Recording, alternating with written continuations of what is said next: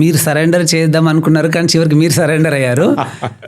మీ ఇంట్లో వాళ్ళే నమ్మకం లేదు అనే రేంజ్లో ఉండి ఇప్పుడు 2 రాష్ట్రాల ప్రజలు మిమ్మల్ని నమ్ముతున్నారు. అసలు ఇది సార్ మార్పు, ఇది గ్రోత్ అంటే ఇంతకన్నా బెస్ట్ ఎగ్జాంపుల్ ఏమి ఉండదు. అలా ఉండేవాళ్ళు ఇలా అయిపోయారు అన్నది. సార్ కొన్ని మీ పర్సనల్ క్వశ్చన్స్ తర్వాత సర్వీస్లోకి వెళ్ళిపోదాము. ఏదైనా ఒక బిజినెస్ సక్సెస్ అవ్వాలంటే అది ఎంతమంది కనెక్ట్ అవుతుంది అనే దానిపైనే దాని సక్సెస్ డిపెండ్ అయి ఉంటుంది. సో అలా ఇండియాలో బిగ్గెస్ట్ బిజినెస్ మాడ్యూల్స్గా బాగా ఎక్కువ మందికి రీచ్ అవుతూ బాగా సక్సెస్ఫుల్ ఉన్న థింగ్స్ విద్య, వైద్యం, అవి ఒక బిగ్గెస్ట్ బిజినెస్ మాడ్యూల్స్గా మారిపోయాయి. On an average per year education industry around 15 lakh crores, health industry around 50 lakh crores revenue generate చేస్తున్నాయంట రిపోర్ట్స్ ప్రకారం.